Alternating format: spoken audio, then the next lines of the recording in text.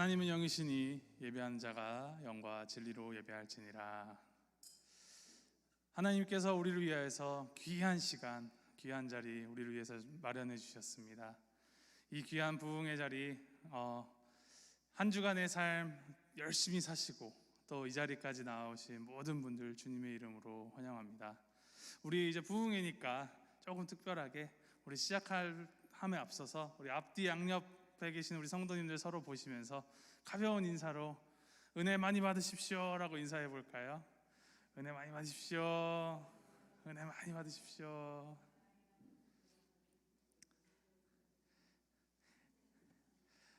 그렇습니다. 우리가 이렇게 부흥회로 모일 수 있는 것 또한 당연한 것이 아니라 하나님이 주신 선물, 즉 하나님의 은혜입니다.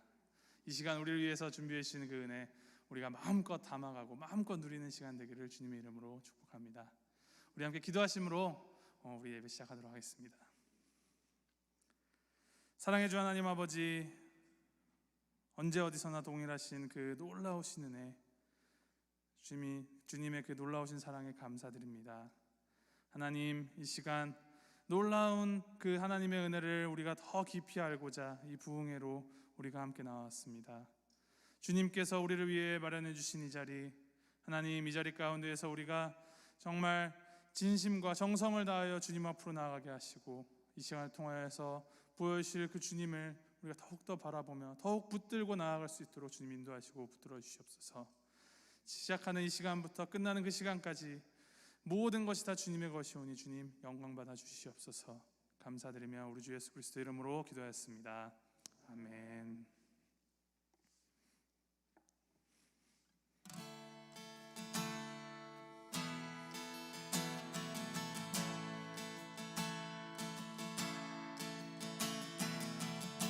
우리 함께 하나님의 은혜를 찬양하시겠습니다. 시작됐네. 시작됐네. 우리 주님의 능력이 나의 삶을 다스리고 새롭게 하네. 자유하네.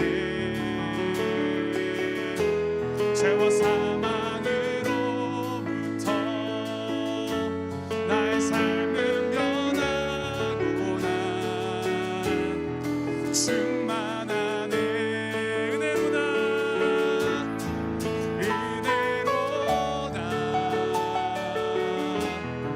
주의 은혜 한량없는 주의 은혜 은혜로다. 주의 은혜 변함없는 신실하신 주의 은혜 시작됐네. 시작됐네. 우리 주님의 능력이 나의 삶을 다스리고 새롭게 하네. 자유하네. 자유하네. 죄와 사망으로부터 나의 삶은 변하구나. 충만하네. 은혜로다. 은혜로다. 주의 은혜 한량없는 주의 은혜 은혜로다. 주의 은혜 변함없는 신실하신 주의 은혜로다. 은혜로다. 주의 은혜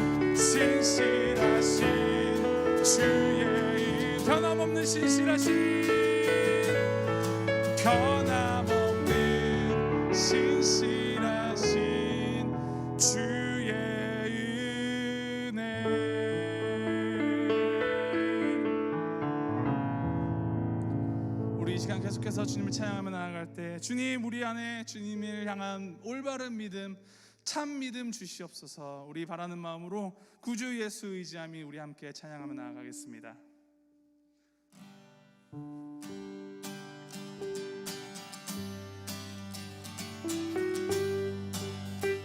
구주 예수 의지함이, 구주 예수 의지함이 심히 기쁜 일일세.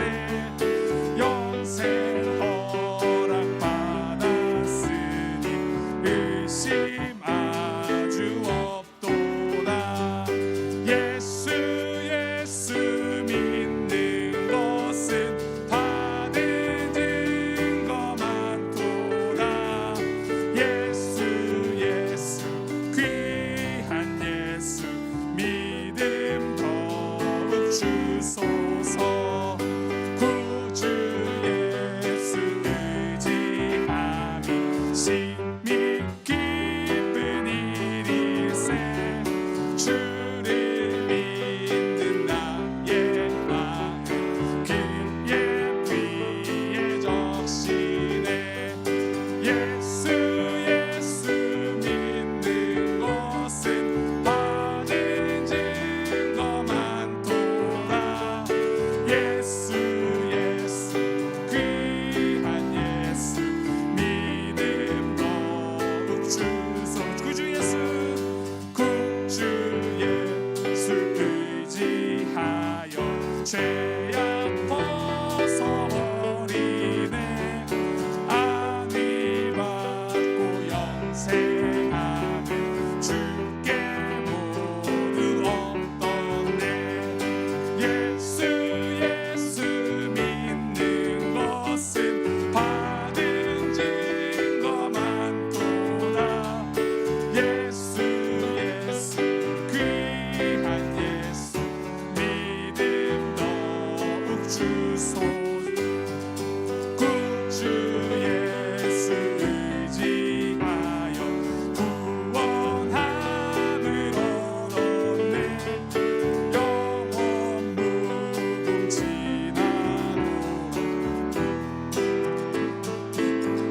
예수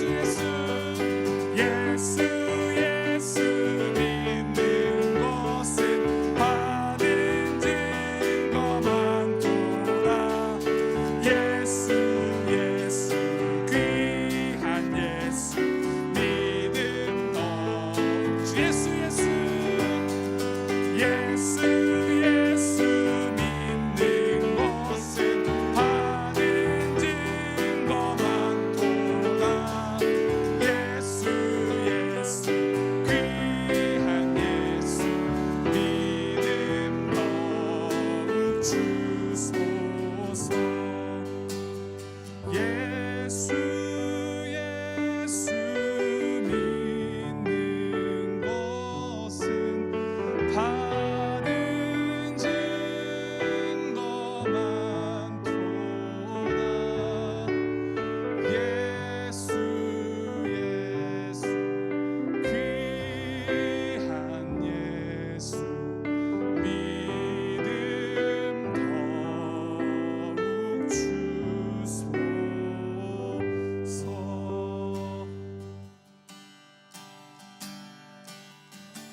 주 안에 있는 나에게 딴 근심이 있으랴.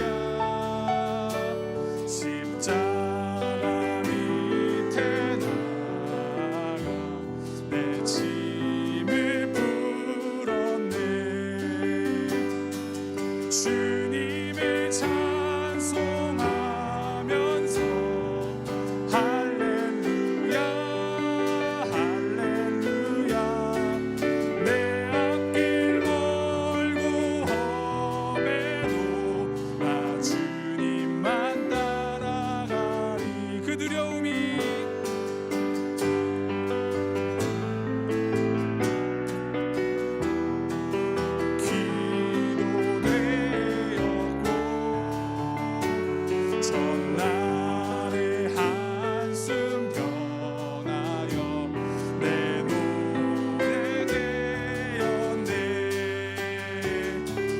주님을 찬송하면서 할렐루야 할렐루야 내 앞길 멀고 험해도 나 주님만 따라가리 내 주는 자비하셔서 늘 함께 계시고 내 궁핍함을 아시고 늘 채워주시네 주님을 찬송하면서 할렐루야 할렐루야 내 앞길 멀고 험해도 나 주님만 따라가리. 계속 반주해 주시고 우리 이 시간 함께 합심해서 기도할 때 하나님 우리가 이번 부흥에 눈물을 흘리며 씨를 뿌리는 교회라는 주제로 나아가는데 정말 내 앞길 멀고 험해도 나 주님만 따라가리라는 이 고백이 우리의 영의 고백이 되게 하시고 우리의 공동의 고백이 되게 주님 인도하시옵소서. 이 예배를 통하여서 이 부흥회를 통하여서 우리의 믿음이 더욱더 확고해지고 하나님을 향하여 더 힘있게 한 걸음 한 걸음 나아가는 우리가 될 수 있도록 주님 인도하시옵소서. 우리 이 시간 함께 기도하면서 주님 앞에 우리의 믿음을 고백하시면서 나아가도록 하겠습니다. 함께 기도하시겠습니다.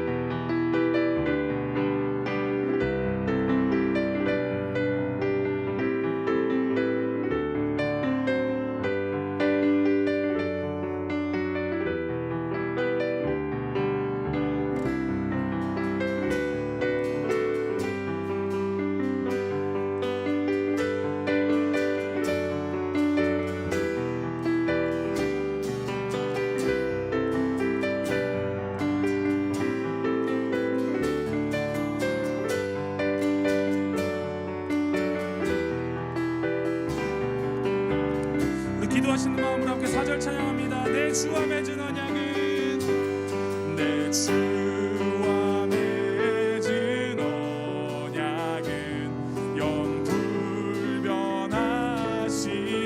영불변하시니 그 날아가기까지는 늘 보호하시네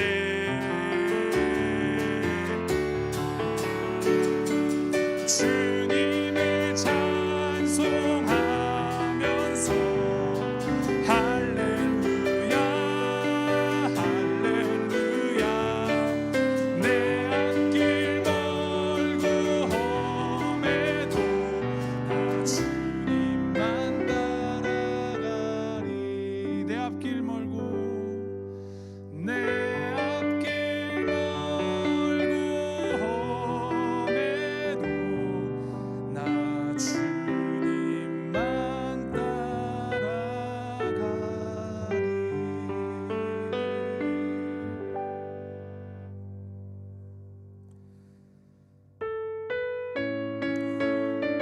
황폐하였던 이 땅 어디서나 순결한 꽃들 피어나고 푸른 의의 나무가 가득한 세상 우리 함께 보리라 우리 함께 보리라 라는 찬양입니다. 이번 부흥에 우리가 주제가로 삼고 이 가사의 고백들 함께 나눌 때 이 고백이 정말 우리의 고백이 되고 이 고백대로 우리가 하나님의 뜻 따라 살아가는 우리 모두가 되기를 소망합니다. 우리 함께 처음 배우시는 찬양이지만 이 가사의 고백을 함께 읽으시면서 또 찬양 들으시면서 또 조금씩 따라 부르시면서 우리 고백 함께 나누도록 하겠습니다.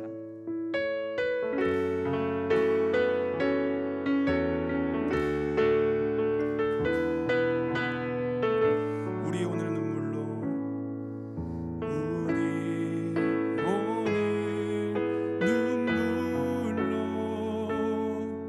한 알의 씨앗을 심는다. 꿈꿀 수 없어 무너진 가슴에 저들의 푸른 꿈 다시 돋아나도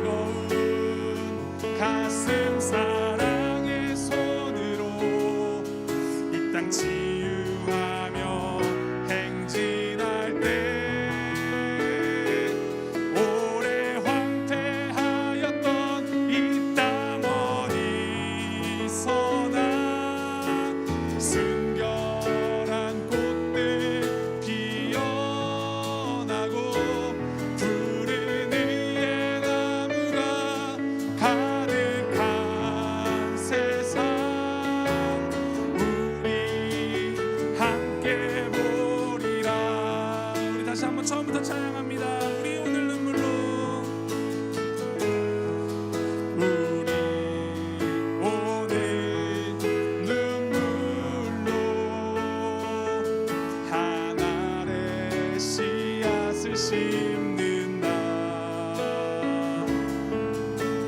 꿈꿀 수 없어 무너진 가슴에 저들의 푸른 꿈 다시 돋아나도록 우리 함께 땀 흘려 소망의 길을 만든다. 내일로 가는 길을 찾지 못했던 저들 노래하며 달려갈 그 길. 그날에 우리 보리라. 새벽 이슬 같은 저들 일어나 뜨거운 가슴 사랑의 손으로 이 땅 치유하며 행진할 때 오래 황폐하였던 이 땅 어디서나 순결한 꽃들 피어나고 푸른 의의 나무가 가득한 세상. 우리 함께 오래 황폐하였던 이 땅 어디서나 순결한 꽃들 피어나고 푸른 의의 나무가 가득한 세상. 우리 함께 보리라. 푸른 의의 나무가 가득한 세상. 우리 함께 보리라. 우리 이 시간 예배를 위해서 함께 기도하며 나아갑니다. 하나님, 푸른 의의 나무가 가득한 세상 우리가 꿈꾸며 나아가는 그 첫 시작점이 이 예배 자리 되게 하시옵소서. 나를 위한 의가 아니라 오직 하나님의 의가 바로 세워지는 이 세상 꿈꾸며 세상 가운데로 담대히 나아가는 우리들 될 수 있도록 그 힘을 받는 그 원천이 이 예배가 되도록 좀 인도하시옵소서. 우리가 주님 말씀을 대할 때 선포하시는 우리 노진준 목사님 위에 그리고 듣는 우리의 마음 가운데 위에 주님 역사해 주셔서 성령 충만한 시간 될 수 있도록 주님 인도하시옵소서. 우리 함께 기도함으로 예배 준비하며 나가도록 하겠습니다. 함께 기도하시겠습니다.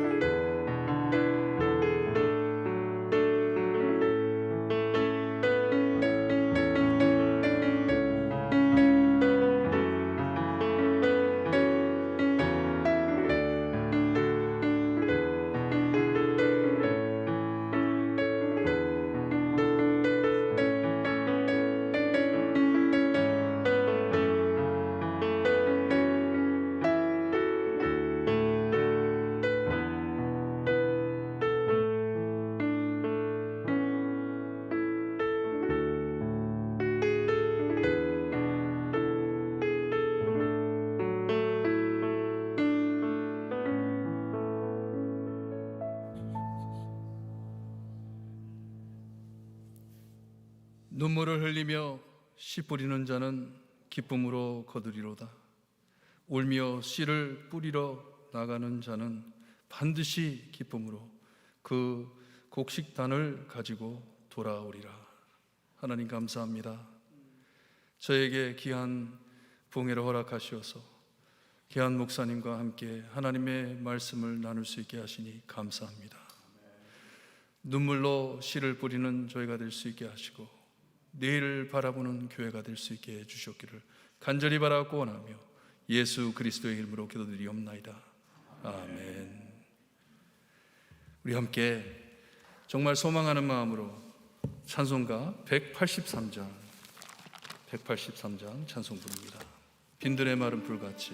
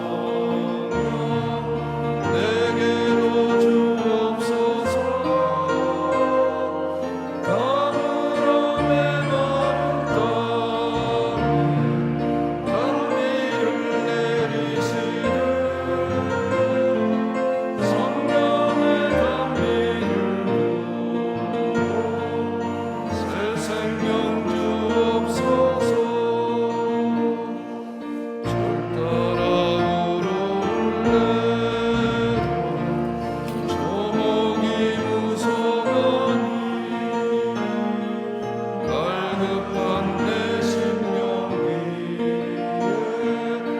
성령을 부으소서. 아무람의 마른 땅에 단비를 내리시듯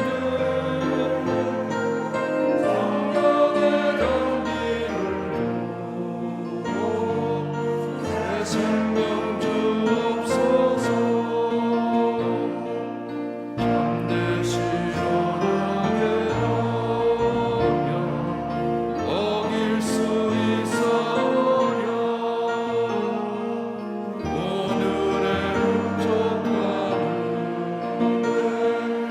주실 줄 믿습니다.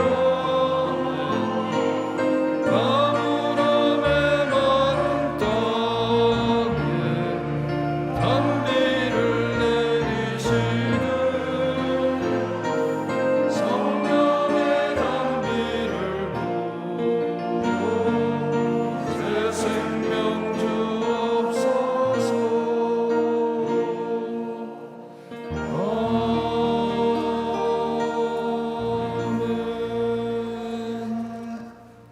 신인규 장로님 기도해 주시겠습니다.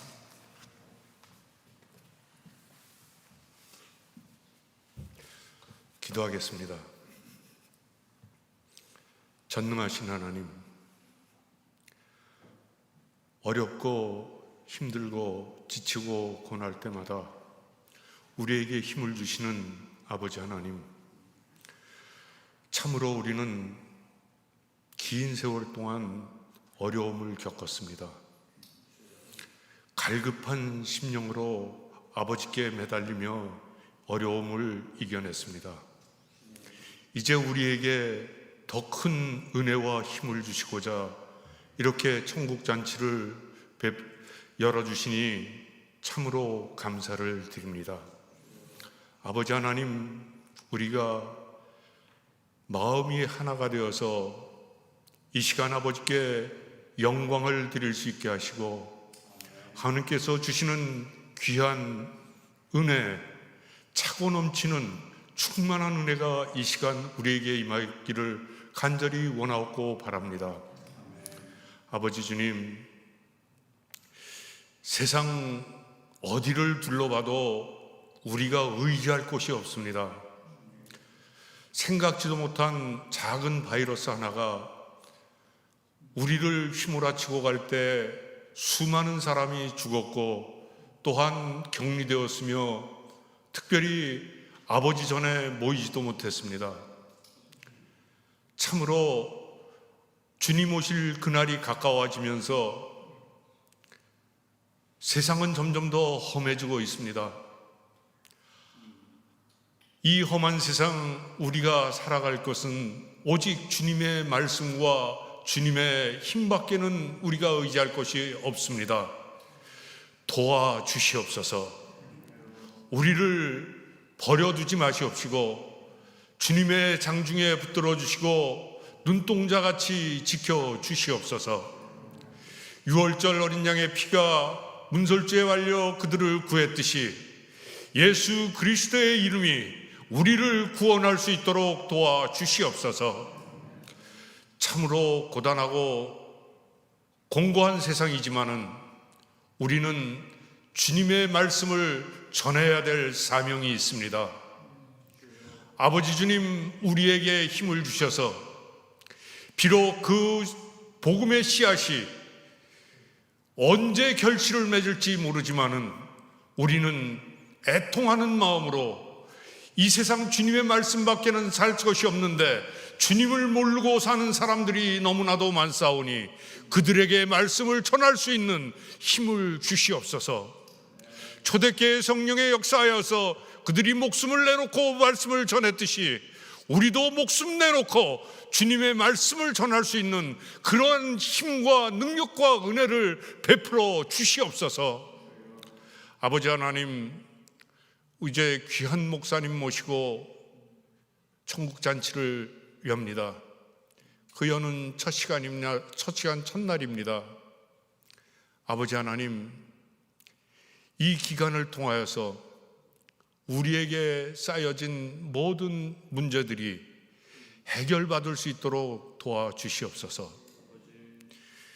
육신이 약한 자, 또한 정신이 피폐해진 자, 오랜 팬데믹 기간을 통해서 경제적으로 파탄에 이른 자, 가정에 문제가 있는 자, 자녀에 문제가 있는 자, 그 무겁고 힘든 짐들을 이 기간 통하여서 예수 그리스도의 십자가 발밑에 모두 내려놓고 홀가분한 마음으로 주님께서 주시는 평안을 누릴 수 있는 귀한 시간 될 수 있도록 주님 도와주시옵소서. 이제 말씀을 전하시는 우리 노진준 목사님, 귀히 쓰시는 목사님인데 아버지 하나님 그를 붙잡아 역사하여 주시옵소서. 그 말씀의 능력을 실어 주시옵소서.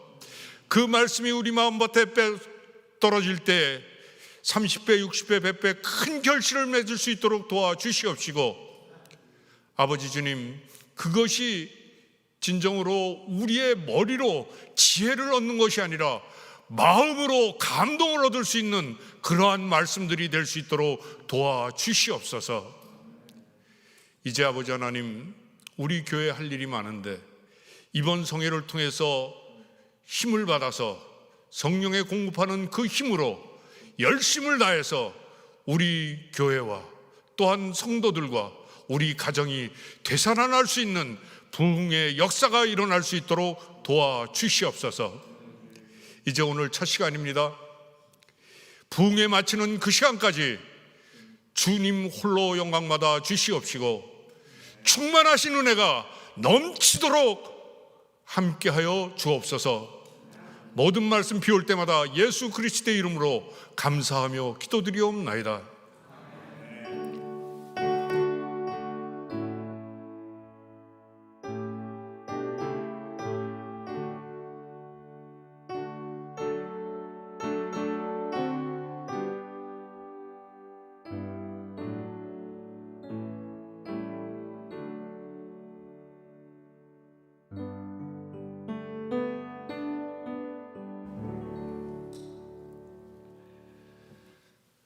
우리 모두 함께 일어나셔서 오늘 저녁에 저에게 주신 하나님의 말씀 함께 교독합니다.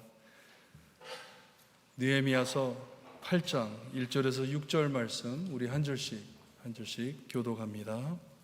자, 1절 말씀 읽어드립니다. 이스라엘 자손이 자기들의 성읍에 거주하였더니 일곱째 달에 이르러 모든 백성이 일제히 수문 앞 광장에 모여 학사 에스라에게 하나님께서 이스라엘에게 명령하신 모세의 율법책을 가져오기를 청하매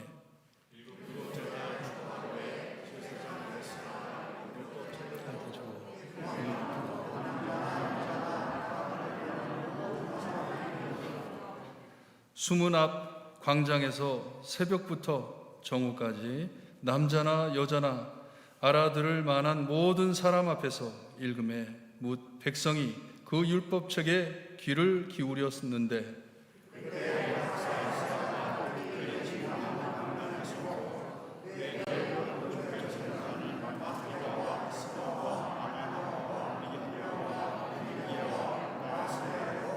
그 왼쪽에 선자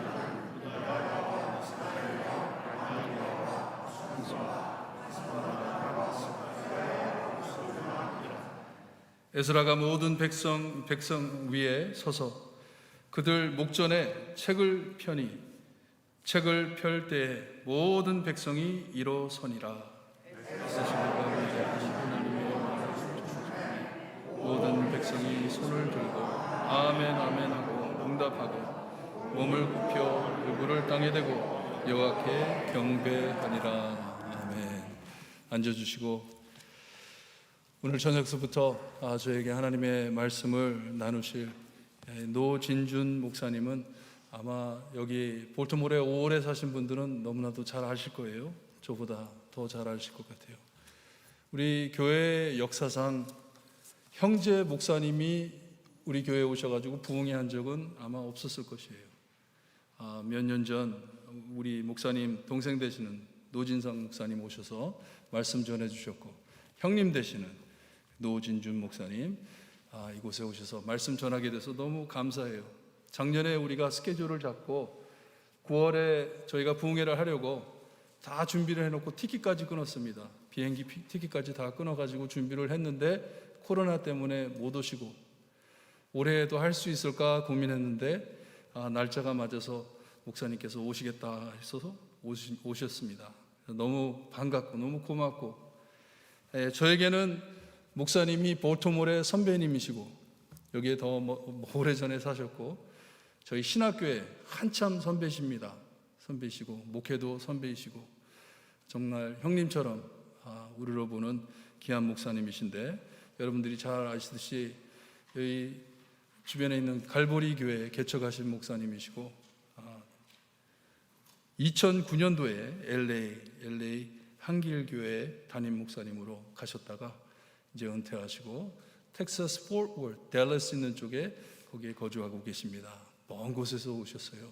먼 곳에서 오셨는데, 여러분 하나님의 말씀 나누실 때 반복된 승리라는 제목으로 말씀 받으실 때 아멘 아멘, 우리 오늘 말씀 읽은 것처럼 아멘 아멘 하며 하나님의 사랑을 찾는 여러분들 되시기를 주님의 이름으로 축원합니다.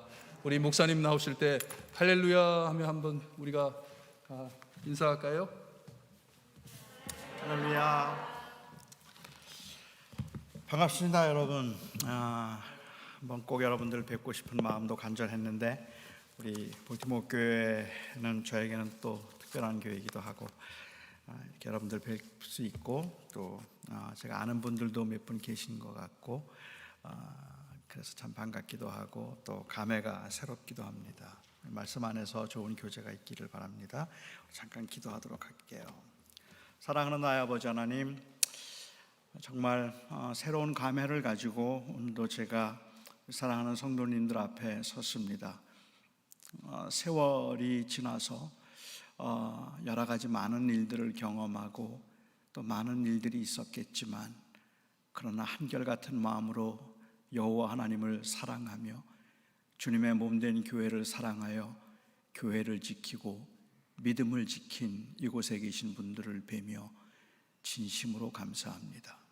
하나님이여, 참으로 그 많은 세월 가운데 언제나 하나님의 은혜 가운데 살았던 우리 사랑하는 성도들이 오늘도 하나님의 말씀 앞에 함께 모였습니다. 부족한 저를 감추어 주시옵시고 오직 하나님의 원하심이 저의 설교를 통해서 잘 드러날 수 있게 하여 주셔서 성령이 친히 역사하심으로 위로가 있게 하시고 회개가 있게 하시고 하나님 앞에 새로운 헌신이 있게 하여 주시옵소서. 교회의 머리가 되시며 우리의 주인이 되시는 예수 그리스도의 이름으로 기도하옵나이다. 아멘. 제가 가끔 받는 질문 중에 하나가 사람들이 변하는가 하는 질문입니다. 사람들이 변합니까? 제 설교를 듣고 변한 사람이 있는가 하는 질문도 많이 하시고, 그리고 설교를 하면서 가르치면 교인들이 가르치는 대로 하는가라는 질문도 많이 하십니다. 그런데 사실은 사람이 잘 바뀌지 않습니다. 거의 모든 사람들이 다 바뀌기를 원한다고 말을 하는데 바뀌었다는 사람은 그리 많지 않습니다. 가만히 생각해 보면 30년 동안 설교를 한 저도 하나도 안 바뀌는데 설교를 들은 사람들이 뭐 그렇게 바뀔까 하는 생각도 들기는 해요. 한 환자가 의사를 찾아갔답니다. 진찰을 한 의사가 말했어요. 당신의 건강 상태는 지금 최악입니다. 지금 생활 습관을 바꾸지 않으면 정말로 위험합니다. 아내에게 말해서 기름진 음식은 절대로 하지 않도록 하세요. 일을 너무 많이 하는 것 같습니다. 돈을 조금 벌더라도 일을 좀 줄여야 합니다. 스트레스를 많이 받으면 건강에 아주 해롭습니다. 아내와 상의해서 지출을 줄여서 할 수 있는 만큼 적당히 일을 할 수 있도록 해야 합니다. 일 끝나고 난 후에는 많은 휴식이 필요하기 때문에 자녀들이 그 귀찮게 하지 않도록 아내의 도움을 청하셔야 합니다. 만일 지금 이 생활 습관을 바꾸지 않으면 한 달 안에 죽을지도 모릅니다 라고 이야기를 했어요. 그러자 이 환자가 아주 근심스러운 얼굴을 하고 의사에게 부탁을 했습니다.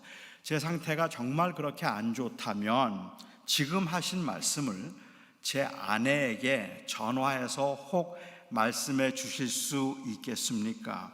의사 선생님이 직접 전화를 하셔서 말씀을 해 주시면 제 아내가 아마 심각하게 들을 수 있을 것 같습니다. 그래서 의사가 그렇게 하겠다고 했습니다. 저녁에 퇴근을 했더니 아내가 남편을 맞이하면서 눈물을 보이는 거예요. 그리고는 아주 근심스러운 얼굴을 하고 이야기를 합니다. 오후에 의사 선생님께 전화 받았어요. 당신 한 달밖에 못 산다고 하더라고요. 그래요. 건강을 잘 생활 습관을 바꾸지 않으면 한 달을 넘기기 어려울지도 모릅니다라고 의사 선생님은 이야기했는데, 이 사람은 절대로 생활 습관을 바꾸지 않을 거라고 그렇게 확신한 아내는 그러면 한 달 안에 죽겠구나라고 생각을 한 겁니다. 그 생활 습관이나 생활 습관을 가능하게 만드는 그 사고 방식을 바꾸는 것이 가능하지 않다고 생각을 해서 절대로 그런 상황이라면 오래 살지 못하겠다고 한 것이 이 아내의 판단이었습니다. 생활 습관을 바꿀 수 있기를 기대하는 것보다는 차라리 죽기를 기대하는 것이 조금 더 현실적이라는 말이겠죠. 생활 습관은 죽어도, 그리고 그 사고 방식은 죽어도 안 바뀐다는 의미일 수도 있을 겁니다. 사람들은 잘 안 바뀝니다. 그렇게 쉽게 바뀌지 않아요. 그 우선적인 이유는 말로는 바꾸겠다고 말하고 말로는 바꾸고 싶다고 하지만 실천에 옮길 만큼 그렇게 강력하게 원하지는 않기 때문일 겁니다. 그러니까 사람들이 잘 변하지 않는 이유는 사람들이 정말로 변하기를 원하지는 않기 때문이죠. 변하고 싶기는 한데 절박하리만큼 그렇게 간절히 원하는 것이 아니거나, 아니면 그 변화를 위한 희생을 감당할 만큼 변화를 원하지는 않는 겁니다. 저는 제가 어떻게 하면 건강을 유지할 수 있을지 잘 알아요. 지금보다 딱 10파운드만 빼면 됩니다. 지금보다 딱 10파운드를 빼기 위해서 저는 저녁 6시 이후에 아무것도 먹지 않는다든지 단 것을 먹지 않는다든지, 저는 자기 전에 지금도 다이어트 콕을 한 캔씩 꼭 마시는데 그거 끊고 과자 끊으면 그러면 조금 나을 것이고, 아니 하루에 한 30분씩만 운동을 해도 제가 훨씬 더 건강이 좋아질 거라는 건 알아요. 어떤 분이 저에게 원하느냐고 묻는다면 전 정말로 원해요. 그런데 그 고생을 할 만큼 원하진 않아요. 짜장면을 포기할 만큼 원하진 않는단 말입니다. 그렇기 때문에 저는 원한다고 말을 하고 있기는 하지만 희생을 감당할 만큼 원하지도 않을 뿐만 아니라 원한다고 말은 하면서도 정말로 원하는 건 아닌 거겠죠. 많은 분들이 원한다고 말하지만 어쩌면 진정으로 그것을 원하고 희생을 할 만큼 그렇게 원하지는 않기 때문에 변하지 않는 것인지도 모릅니다. 좀 오래된 이야기이긴 하지만 몇 년 전에 저희 아들이 학교에서 성적표를 받아왔는데 잘 못 받아왔습니다. 자기도 충격을 받았어요. 점수가 너무 안 나와서. 그래서 충격을 받아서 제가 제 아이에게 물었어요. 아들에게 물었습니다. 너 공부 잘하고 싶으냐? 잘하고 싶대요. 자기도 대학 가고 싶고 공부 잘하고 싶다고 그렇게 말을 해요. 그래서 제가 제 아들에게 제안했습니다. 너 공부를 잘하려면 지금의 생활 습관을 바꿔야만 할 걸. 그런데 내가 지금 그 공부를 잘하기 위해서 지금 생활 습관을 뭐든지 바꿀 용의가 있는가라고 물었더니 제 아들이 그러고 싶다고 했습니다. 워낙에 TV 보는 걸 좋아했기 때문에 제가 주중에는 TV를 보지 말고 주말에만 TV를 보는 것으로 하는 게 어떻겠는가, 그래야 내가 공부를 잘할 거라고 제가 제안을 했습니다. 제 아들이 가만히 생각해요. 그러더니 저에게 물어요. 금요일도 주말에 들어가느냐요? 공휴일은 어떤가 물어요. 친구 집에서 보는 것도 카운트할 거냐고 물어요. 그러면 TV를 보지 않는 대신에 게임을 하는 건 괜찮겠느냐 물어요.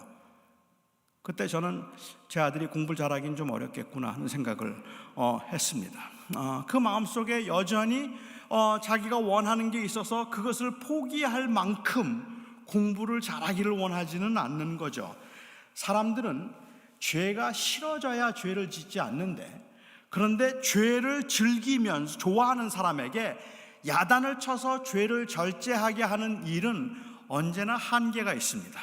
그래서 그 좋아하는 일이 있으면, 죄를 좋아하면, 그러면 그 죄 짓기를 좋아하면 돌아서는 것 같다가도 순간적으로는, 충동적으로는, 아니 잠깐 동안은 정말 나 그렇게 살지 말아야 되겠다는 생각을 하고 후회를 하다가도 또다시 기회만 생기면, 틈만 나면 또다시 그리로 들어가는 거죠. 제 문제는, 저는 인터넷 바둑, 제 아내의 말에 의하면 저는 인터넷 바둑에 중독이 됐대요.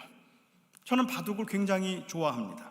바둑을 좋아하는데 바둑에 시간을 쓰는 건 마땅하지가 않은 일이라고 생각을 했기 때문에, 그렇기 때문에 바둑 사이트를 제가 지우고 또 지우고, 그래서 아예 그냥 그 패스워드를 잊게 만들거나 별짓을 다 해요. 얼마 안 가서 또 하게 돼요. 왜 그럴까? 원함이 있기 때문에 그런 거죠. 제가 원함이 있기 때문에. 목회를 시작하고 얼마 지나지 않았을 때 사람들이 저에게 목회가 힘드냐고 물어요. 그리고 목회가 얼마나 힘드냐고 위로를 하는 분들도 계셨습니다. 그런데 사실 저는 뭐 그렇게 목회를 힘들게 하지도 않았지만, 그리고 목회가 힘들다는 생각을 해본 적도 별로 없었습니다. 목회라는 것이 성경을 가르치고 설교를 정성껏 준비해서 설교를 하고 상담이 필요한 사람들과 상담을 하는 것이라면, 저는 지금도 목회는 그렇게 어려운 게 아니겠다라는 생각을 않다고 말할 수 있습니다.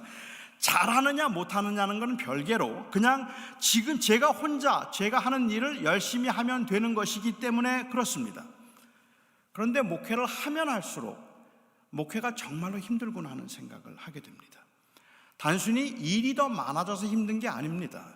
단순히 너무 바빠졌기 때문에 힘든 게 아니고, 그리고 문제가 많아서 힘들게 하는 그러한 일들이 발생하기 때문에 힘든 게 아닙니다. 목회의 목적이 설교를 하고 그 성경을 가르쳐서 교인들에게 제가 이 준비한 것들을 잘 전하는 것이라고 한다면 전 지금도 그렇게 어렵지 않을 거라고 생각해요.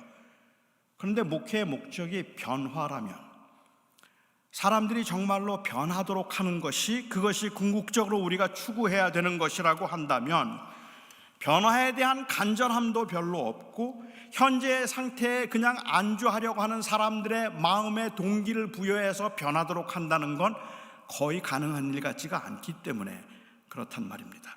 정말로 주를 사랑하는 사람들이 있어서 그들이 주의 말씀대로 살겠다는 의지가 있다면, 그래서 함께 변해보려는 노력이 있으면 몰라도 그냥 그 주어진 상태에 안주하려는 사람들을 바꾸려고 한다는 건, 이건 보통 어려운 일이 아니겠다는 생각이 들어서 목회는 참 힘든 일이고, 그리고 참 어려운 일이구나라는 생각을 하는데, 현실은 이것보다 훨씬 더 심각합니다.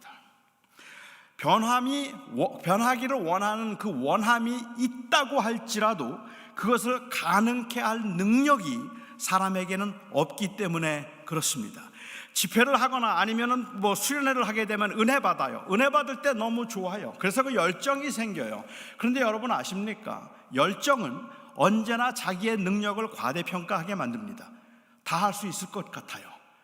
근데 조금 지나면 안 돼요. 또다시 옛날로 돌아가고 또다시 그냥 원래 상태로 돌아가는 것 같은 모습을 보면서 얼마나 많이 좌절하고 얼마나 많이 힘들어하는지 모른단 말입니다. 많은 청년들 집회 가면, 수련회 가면 수련회 마지막 날 간증하면서 하는 말, 제일 많이 하는 말이 뭘까요? 나 이번에 안 오려고 했는데 왔더니 너무 좋다는 거예요. 그리고 그 친구들이 그 다음 해 수련회 가면 또 안 가겠대요. 그 이유 중에 하나가, 여러 가지가 있겠지만 그 이유 중에 하나는 그때 은혜 받고 될 줄 알았는데 막상 내려가 보니까 일주일이 안 가더라는 거예요. 또다시 옛날로 돌아가는 자기의 모습을 보면서 자꾸 회의가 안 드는 거죠. 이거 뭐하러 하지? 그리고 이제 오고 싶지 않은 그러한 마음들이 생기게 된다는 말입니다. 사실은 사람들에게는 자신을 바꾸고 싶은 의지가 있다고 할지라도 자기를 바꿀 수 있는 그런 능력은 없다고 말하는 게 조금 더 맞는 말인 것 같아요. 심지어 자기가 변했다고 말하는 사람들도 사실은 그 변해가는 과정에 있을 뿐이지 변했다고 말할 단계는 아닙니다. 변했다고 생각하는 사람들이 다시 제자리로 돌아가는 것 여러분 많이 보셨죠? 이제는 저 사람 진짜 달라졌어 그랬는데 한참 지나고 난 다음에 그 사람이 어떻게 변하나? 그 말이 더 맞는 말인 것처럼 제자리로 돌아가는 경우들이 많더라는 말입니다. 사람이 바뀌지 않는 것은 바뀌기를 정말로 원하지 않기 때문이라는 말에 일정 부분 동의를 하기는 하지만, 목회를 하면서 그리고 저희 주변에 있는 많은 분들의 낙심하는 모습을 보면서 진심으로 원해도 안 바뀐다, 사람은 그렇게 바뀌지 않는다, 그것도 맞는 말인 것 같아요.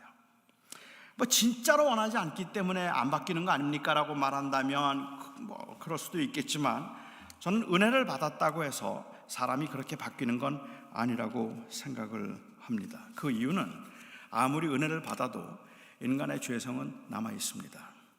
그뿐만 아니라 이 세상의 악함도 그대로 남아 있습니다. 그러니까 나는 흔들리지 않으려고 하지만 바람이 불기 시작하면 흔들릴 수밖에 없는 게 인간이라는 말입니다. 그 인간의 연약함과 한계는 나는 이번엔 절대로 안 넘어질 거라고 얘기하는데, 한번 태풍이 불면 흔들리게 되는 거죠. 저는 이제는 넘어지지 않습니다라고 말한 건 어쩌면 넘어뜨릴 만한 그러한 강력한 시험을 아직 만나지 않았기 때문에 그럴 수도 있는 것 같아요. 그뿐만 아니라 세상이 그렇게 혼란스러운 것만이 문제가 아니라 우리 자신에게 있는 그 죄성이 그렇게 사라지지 않습니다. 주님이 다시 오실 때까지 우리가 성화의 과정을 계속 겪어야 한다면 사람은 변하려는 그 노력과 시도를 계속해서 하고 있을 뿐이지, 어떤 한 단계에서도 나 변했다 말할 수 있는 곳이 없더라는 말이에요. 그렇게 되지 않더라는 말입니다. 느헤미야서 오늘 본문을 보면 느헤미야 때에 아주 엄청난 부흥이 예루살렘에 있었습니다. 오늘 본문은 그 부흥이 일어났을 때 일을 기록하고 있는데, 아주 몇 가지 획기적인 일들이 일어난 것을 볼 수 있습니다. 이들에게 부흥이 일어났을 때 일어난 그 감격스러운 일을 8장 1절에서 우리가 우선 볼 수 있는데, 이 온 백성이 함께 모여서 에스라를 초청한 겁니다. 에스라를 청하여서 말씀을 가지고 와서 우리에게 말씀을 강론해달라고 부탁을 한 겁니다. 그리고 모세에게 율법을 읽어서 그 말씀을 좀 풀어달라고 그렇게 요청을 했어요. 에스라가 아직 거기에 살고 있었습니다. 그런데 여러분, 한번 생각해 보시기 바랍니다. 이 에스라가 누구입니까? 15년 전 황폐하고 부패했던 예루살렘 땅에 그 바벨론에서부터 예루살렘으로 왔던 학사요 제사장이었던 사람이 바로 에스라 아닙니까?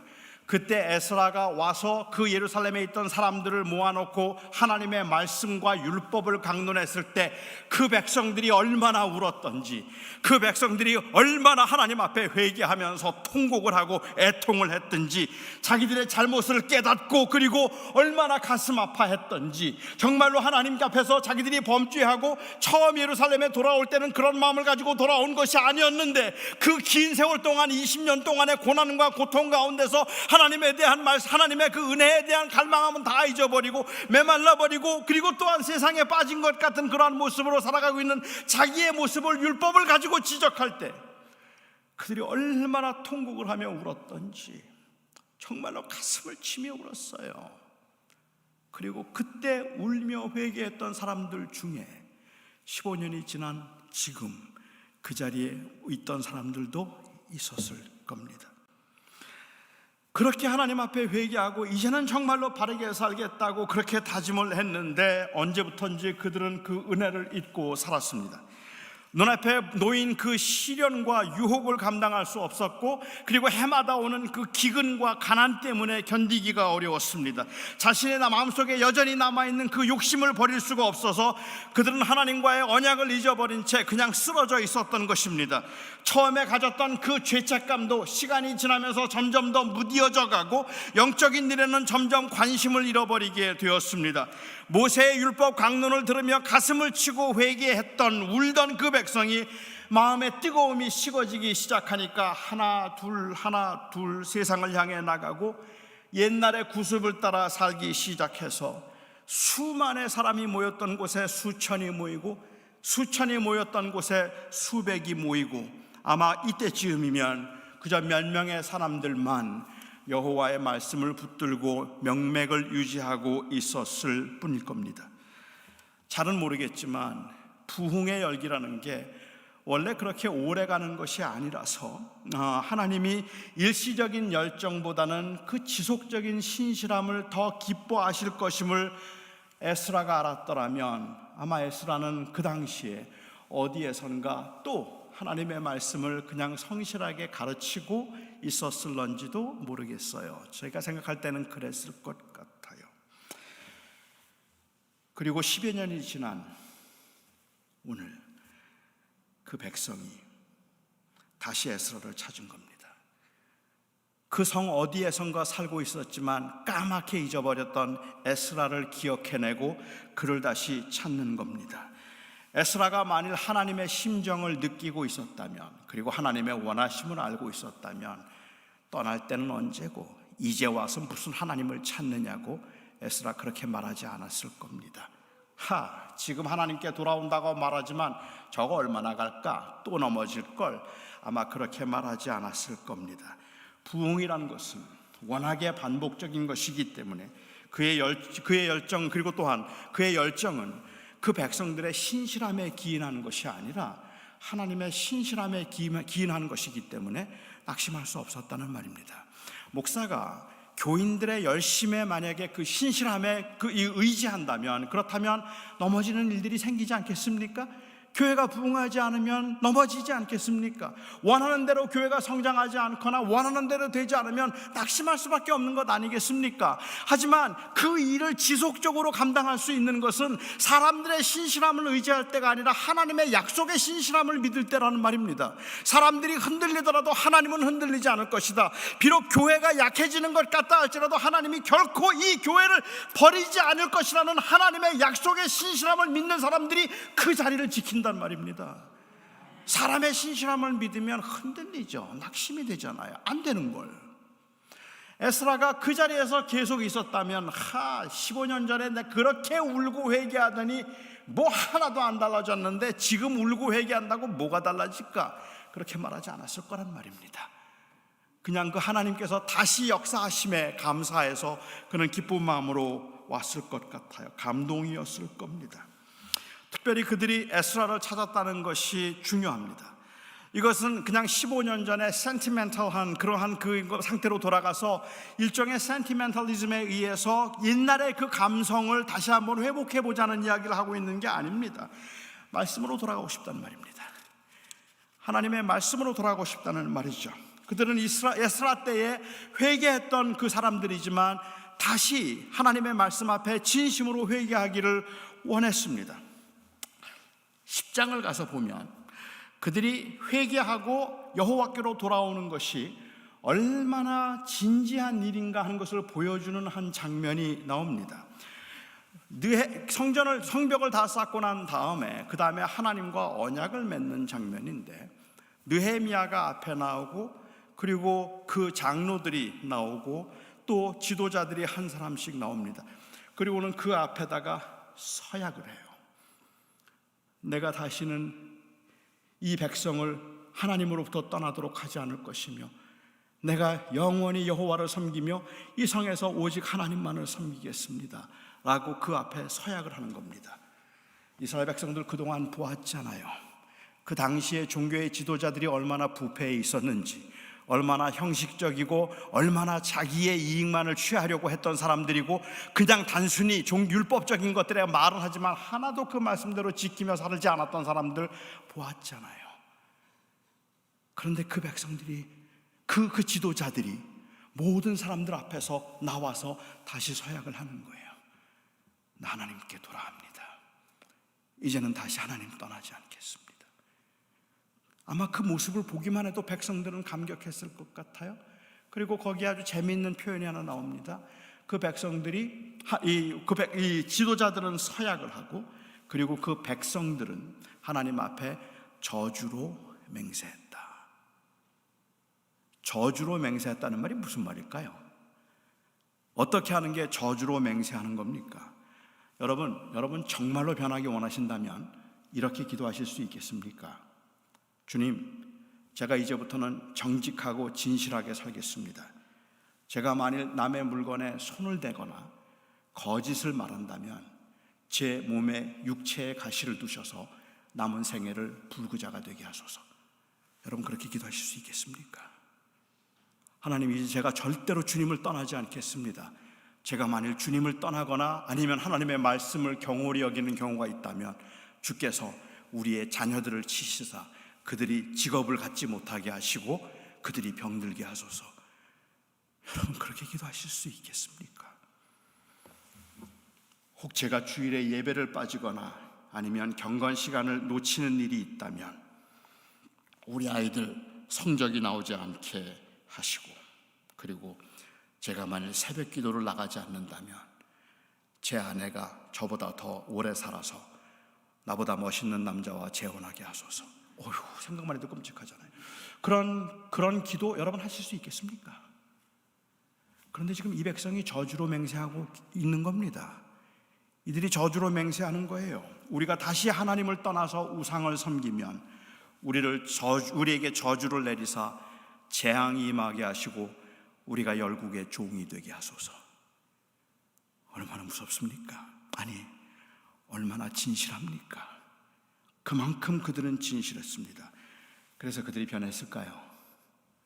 그렇게 엄청난 개혁을 경험하고 예루살렘 성벽을 완성하고 그 백성들이 여호와 앞에 다시 돌아와서 예배관대 그 감격스러운 예배, 온 백성이 함께 모여서 누가 부른 것도 아닌데 함께 모여서 하나님 앞에 찬양하고 예배하고, 그리고 그 앞에 정말로 제사가 온전히 회복되는 그 놀라운 영광을 경험하고 난 다음에 느헤미야는 페르시아로 돌아갔습니다. 첫 번째 총독의 임기를 마치고 돌아가면서 당시에 대제사장이었던 엘리야십에게 간곡하게 부탁을 합니다. 이들을 영적으로 잘 돌보아서 그래서 다시는 하나님을 떠나지 않게 해달라고. 그리고 느헤미야가 7년 혹은 10년이 지나고 난 다음에 두 번째 총독의 임기를 맡아서 다시 예루살렘으로 돌아왔습니다. 다시 돌아왔더니 옛날 모습 그대로예요. 제사 없어졌습니다. 거기서 제사장들, 레위인들 다 쫓겨났어요. 그 백성들은 또다시 세상에 빠져서 우상을 섬기고 있었습니다. 얼마나 화가 났을까요? 얼마나 실망했을까요? 이렇게 변하지 않는 사람들의 모습을 볼 때 사람들은 낙심하게 되죠. 보통 사람이 낙심하면 두 가지 현상이 나타난다고 볼 수 있는데, 하나는 타협이고 또 다른 하나는 체념입니다. 어차피 사람이 변하지 않잖아요. 그렇게 잘 변하지 않으니까 뭐 그냥 변하려고 애를 써도 안 변하는 건데 대충 하지 뭐. 그냥 대충 하고 싶은 마음이 생긴단 말입니다. 해도 안 되니까. 그러니까 뭐 그렇게 열심히 하는가 싶은 생각이 들어서, 그래서 자꾸 타협을 하고 그냥 그 자리에 안주하려고 하는 경우들이 굉장히 많이 있습니다. 제가 만난 많은 어르신들 얼마나 헌신적으로 교회를 위해서 섬겼는데요, 얼마나 열심히 주를 섬겼는데요. 그런데 그분들이 청년들을 보면서 많이들 이야기해요. 좋을 때다. 나도 청년 때는 정말 열심히 했어. 그런데 그거 다 부질없어. 그리고는 무기력한 모습과 지친 모습들, 아무리 해도 사람은 안 변하니까 그렇게 열심히 한다고 뭐가 달라지겠어? 라고 하는 이 타협한 듯한 모습들이 낙심의 현상이란 말입니다. 해봐도 안 되니까, 아무리 해도 잘 안 되니까, 그러니까 그냥 대충 하자예요. 뭐 힘들게 할 이유 있어? 대충 하자. 두 번째 낙심의 현상으로 나타나는 것은 뭔가 하면 체념입니다.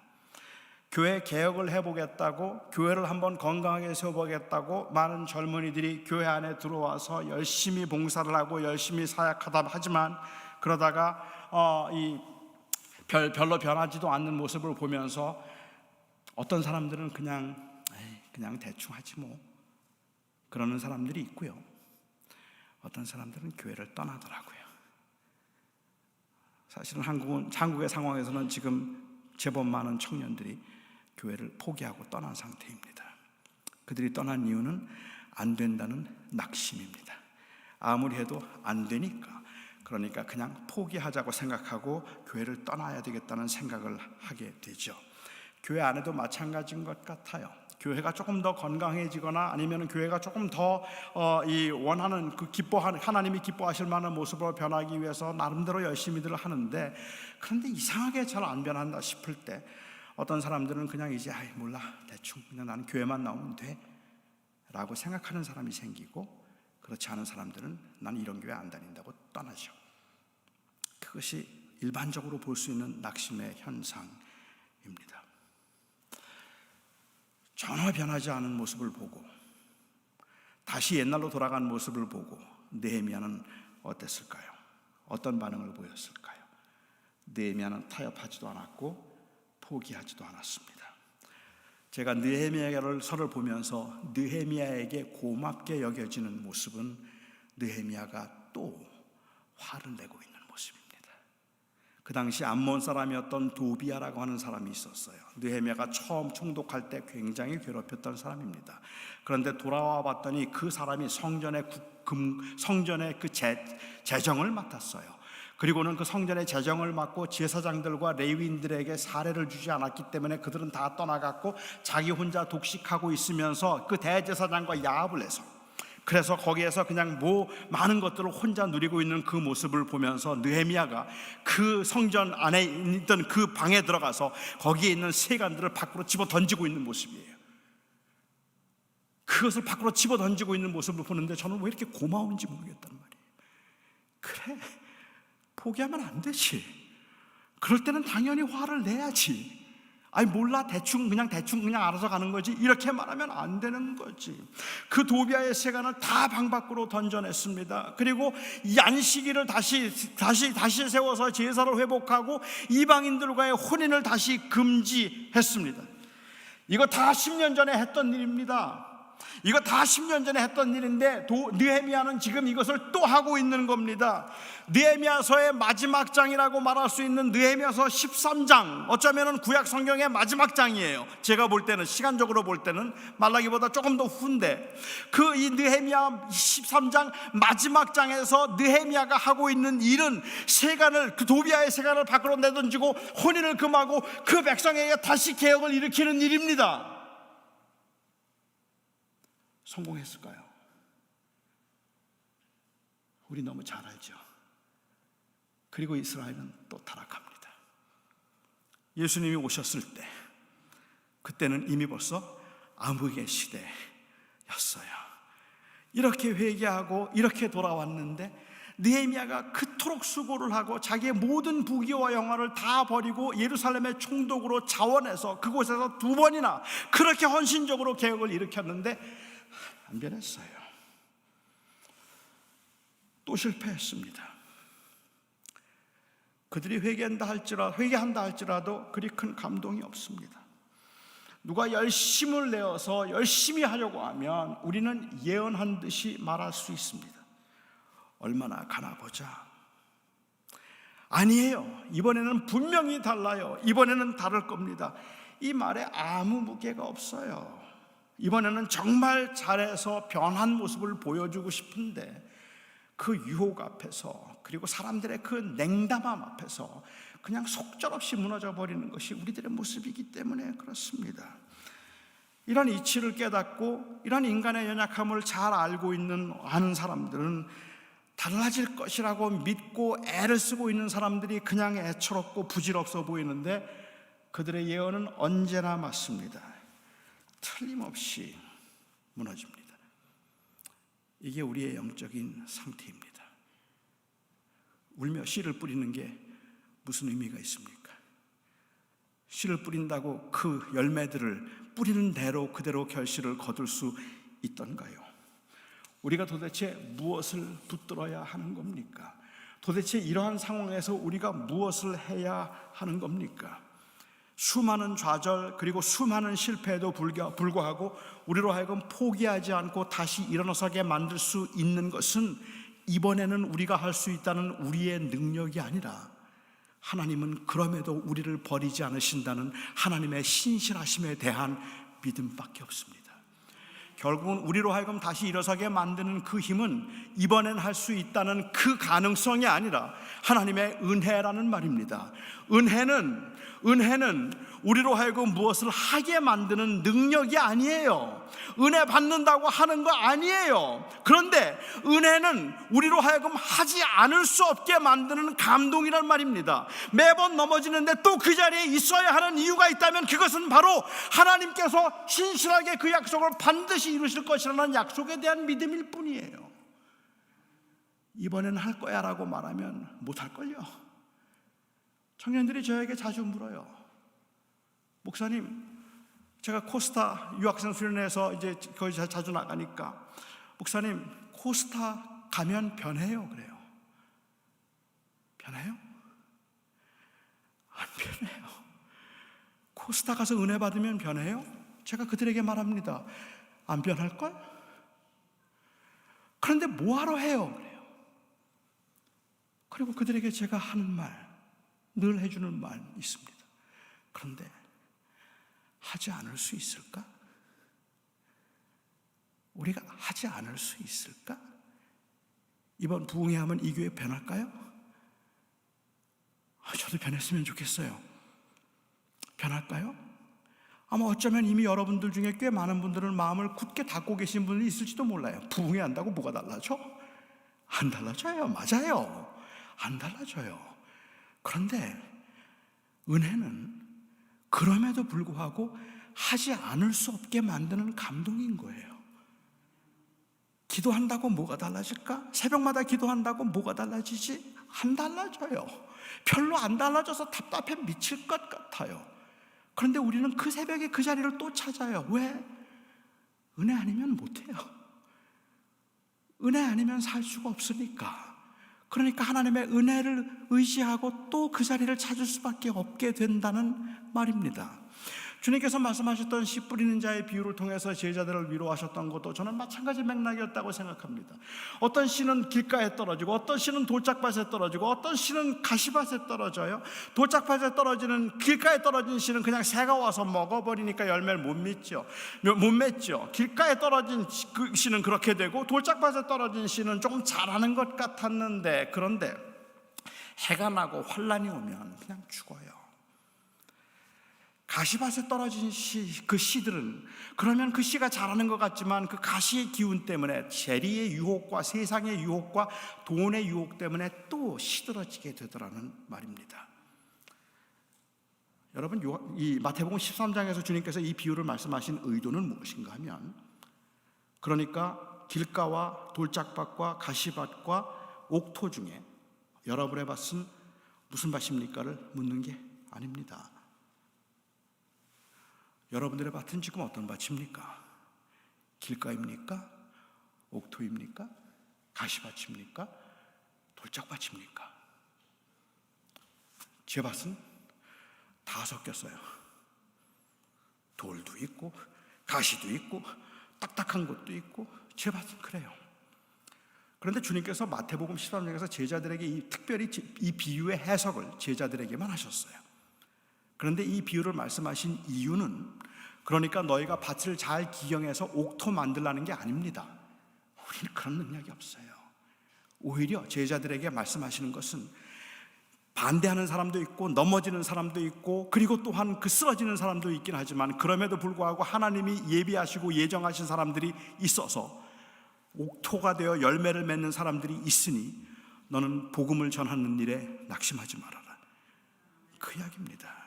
하나님의 신실함을 믿고 낙심하지 말라는 이야기지, 너 잘해봐 그러면 너 될 거야 라는 말씀하시는 게 아닌 겁니다.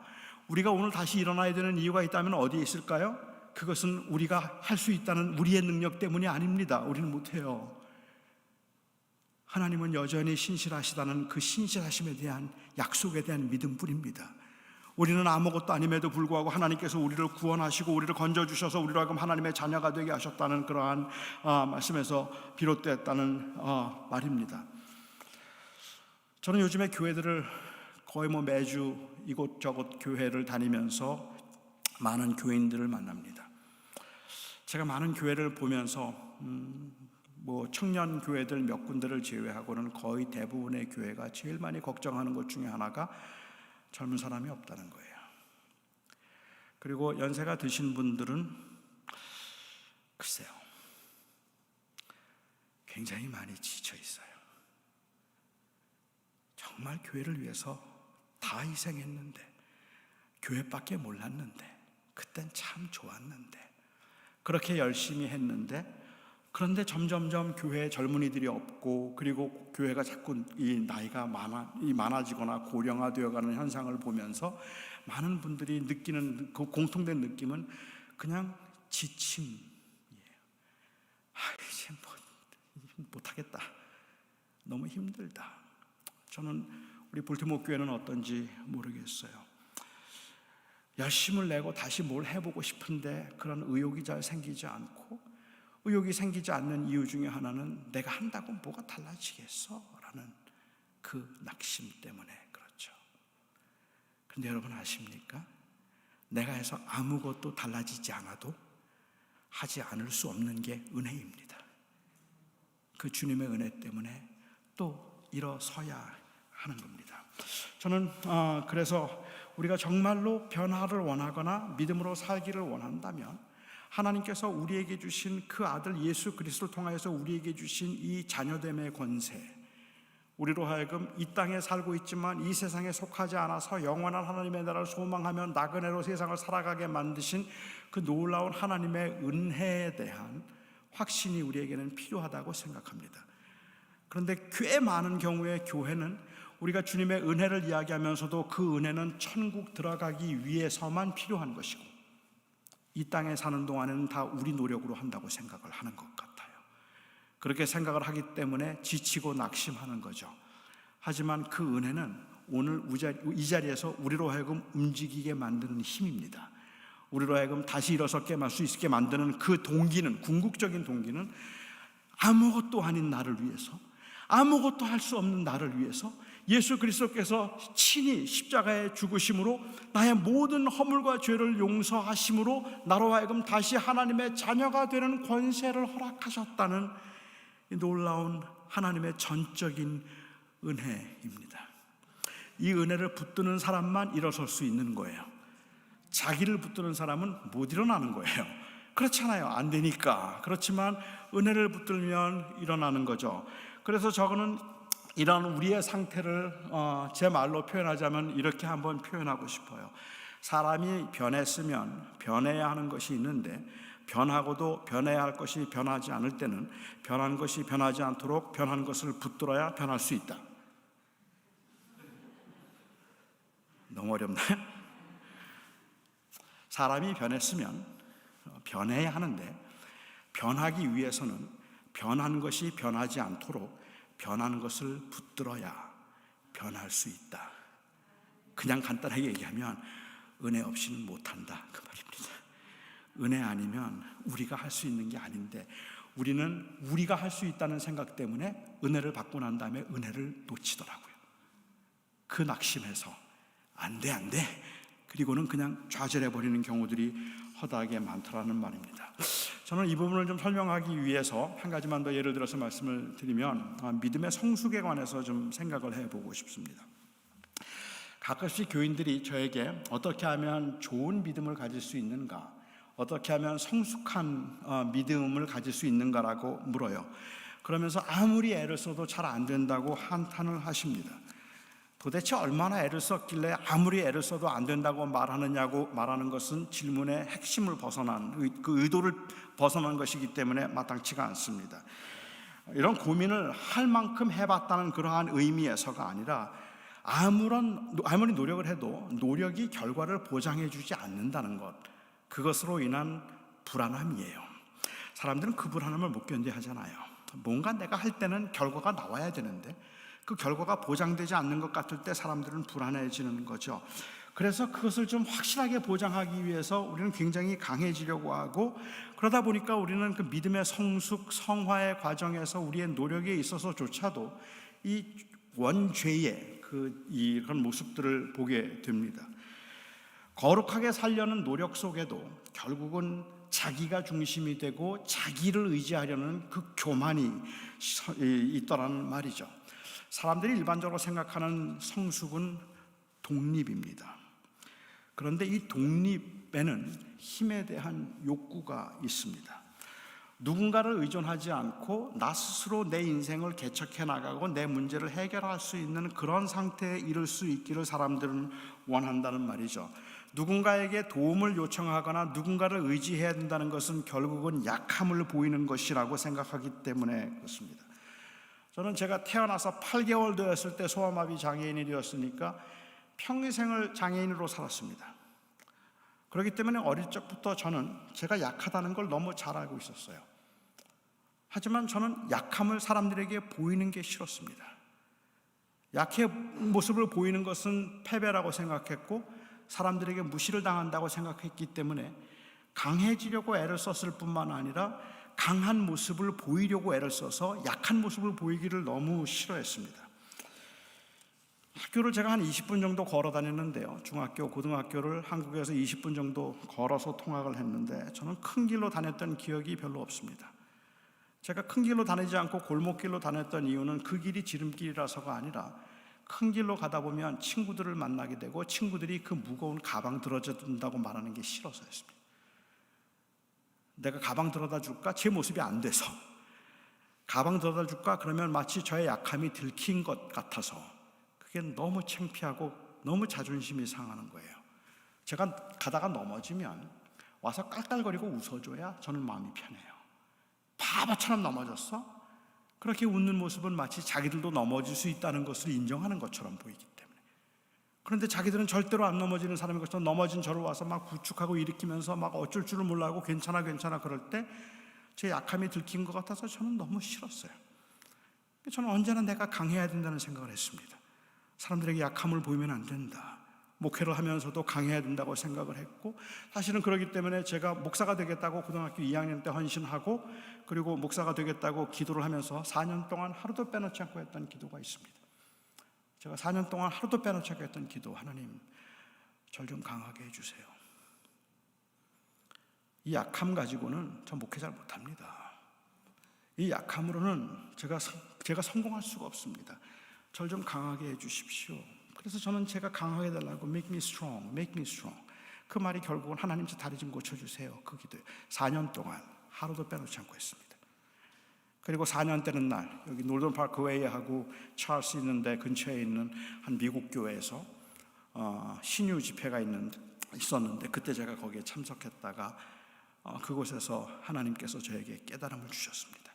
직접 말씀해 주신 건 아니지만 그날 하나님께서 저에게 깨달음을 주신 깨달으면 난 널 강하게 하지 않겠다는 것이었어요. I'm not going to make you strong, but I will be your strength. 그렇지만 내가 너의 강함이 되어주겠다. 난 널 강하게 하지 않을 거야.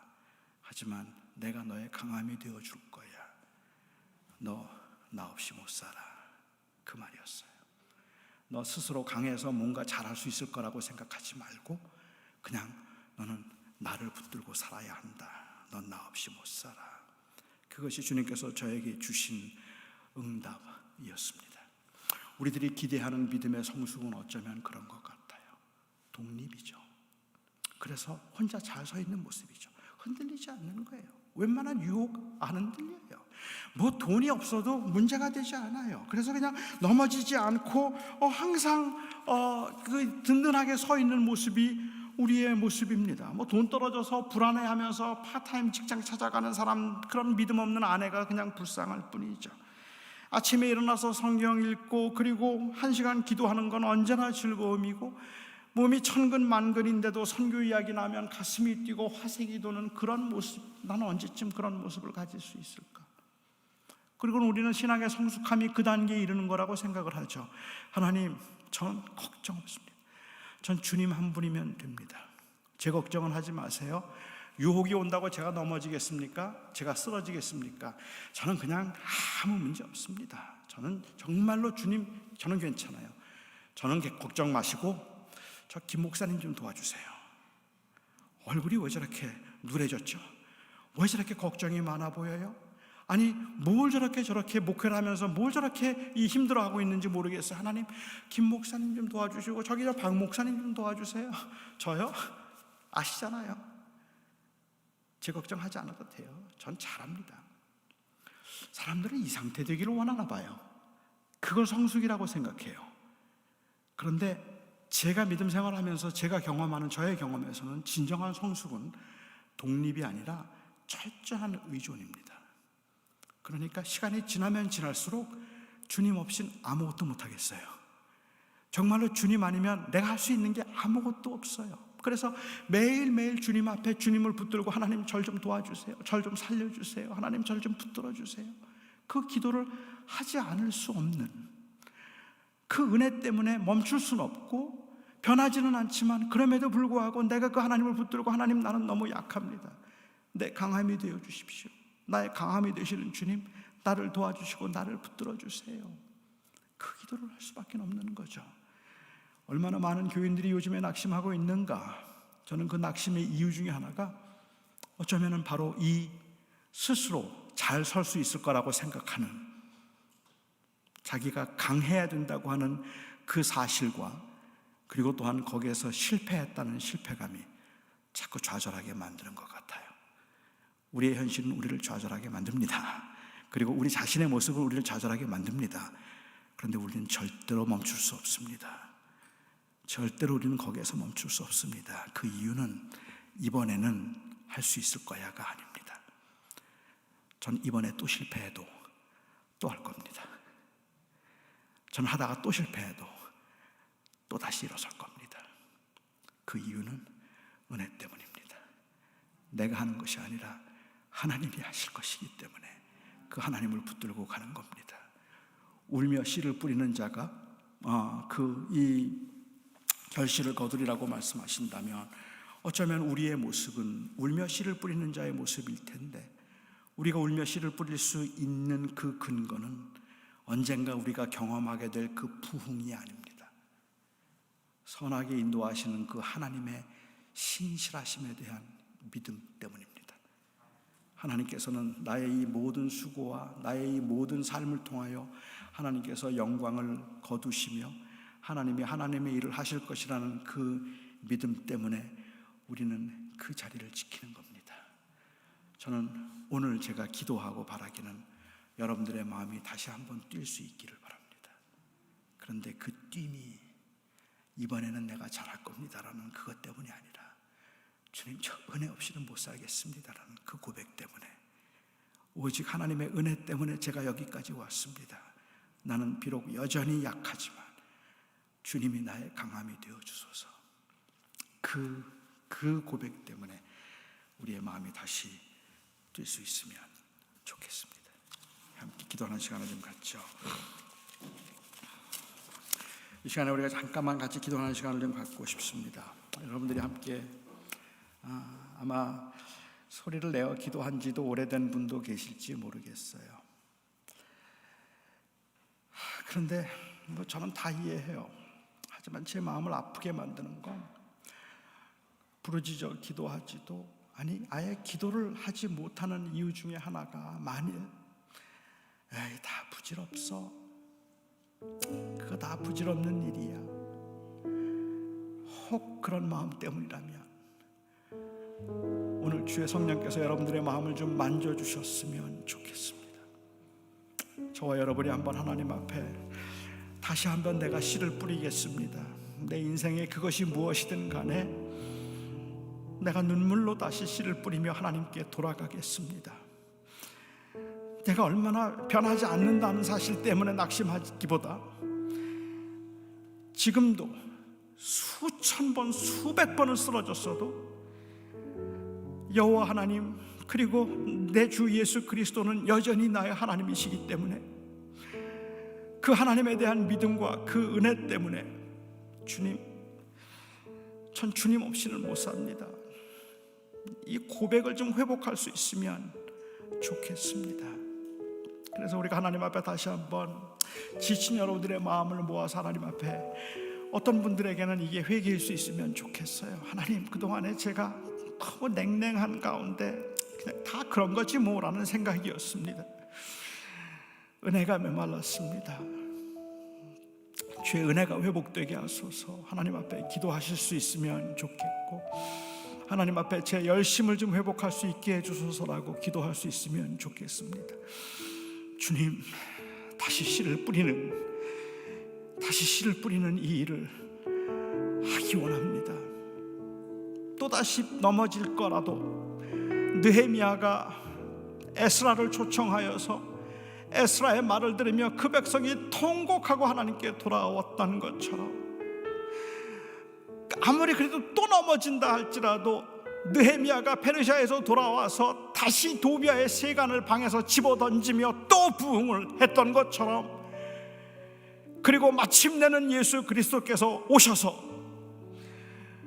우리가 할 수 없는 그 일을 이루시고 우리로 하나님의 자녀가 되게 하셨던 것처럼, 이제 그 은혜를 붙들고 사는 우리들은 절대로 낙심하면 안 되는 겁니다. 그래서 다시 일어서야 하는 겁니다.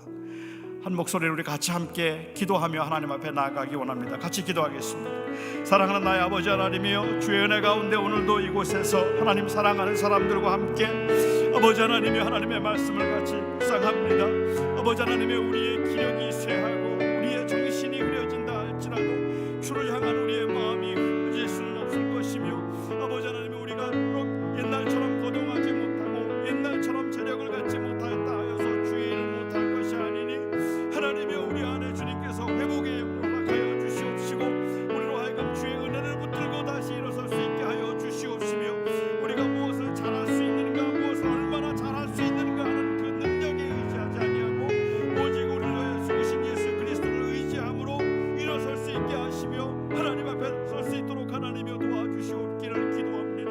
나의 사랑하는 아버지 하나님이여, 주의 성령의 역사하심으로 하나님이여 이곳에 하나님 부흥의 일이 일어나게 하여 주시옵소서. 느헤미야 때에 에스라를 청하여 말씀을 들으며 그들이 회개했던 것처럼, 느헤미야가 돌아와서 다시 그 세간을 밖에 집어던지며 분노하였던 것처럼, 여호와를 향한 열정이 은혜 때문에 우리 안에 지속적으로 살아있게 하여 주시옵시고, 아버지 하나님이여 우리 안에서 끊임없이 눈물을 흘리며 씨를 뿌리는 우리 될 수 있도록 하나님이여 도와주시옵소서.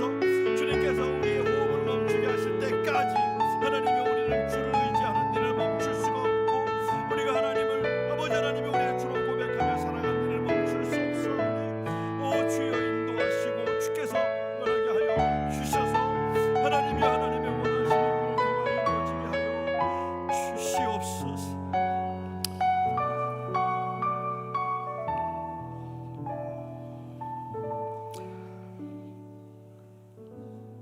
하나님,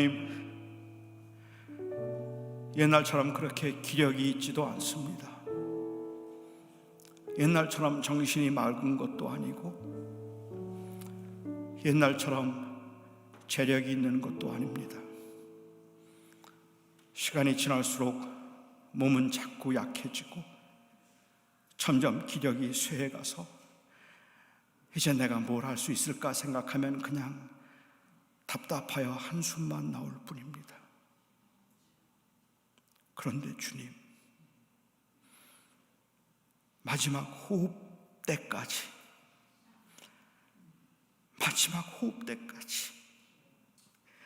나 주님 없이는 못 삽니다 고백하고 주를 붙들고 살고 싶습니다. 매일 약해지지만 기도의 끈을 놓고 싶지 않고, 하나님을 바라보는 그 하나님을 향한 시선이 주님 쇠약해지지 않았으면 좋겠습니다. 그동안의 많은 실패, 많은 실수, 그동안의 그 많은 일들을 경험하면서 우리의 마음이 참 심히 낙심되고 지쳐있지만, 우리는 오늘도 은혜 때문에 다시 고백합니다.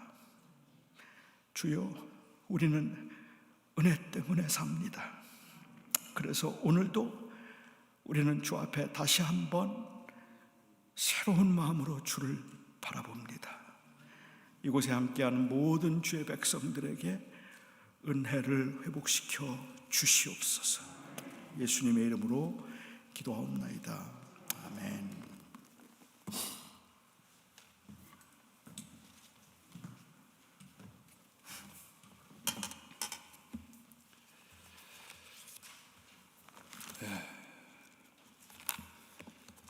은혜 많이 받으셨으리라 믿습니다.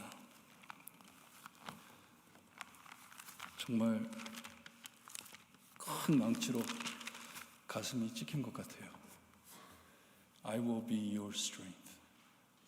내가 너의 힘이 되리라. 너의 힘이 되리라.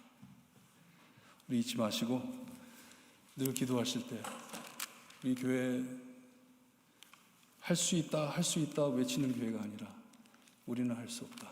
하지만 하나님께서 하실 수 있으니 하나님이 나의 힘이 되시고 우리는 하나님 없이 살 수 없다. 예수님 없이 살 수 없다. 늘 고백하는 교회가 되기를 바랍니다. 우리 고백하는 마음으로 찬송가 455장 부른 후에 우리 목사님 축도해 주시겠습니다.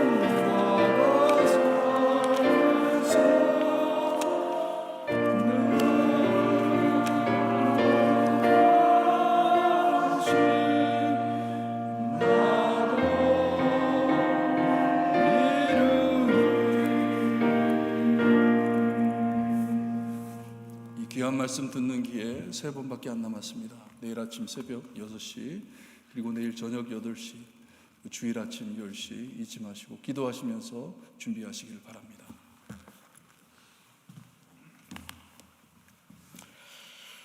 기도하겠습니다.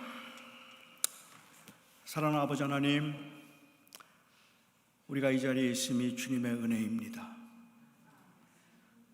그 주님의 은혜로 긴 세월을 주를 섬기며 주님의 몸된 교회를 섬겼던 분들 이곳에 참 많이 계십니다.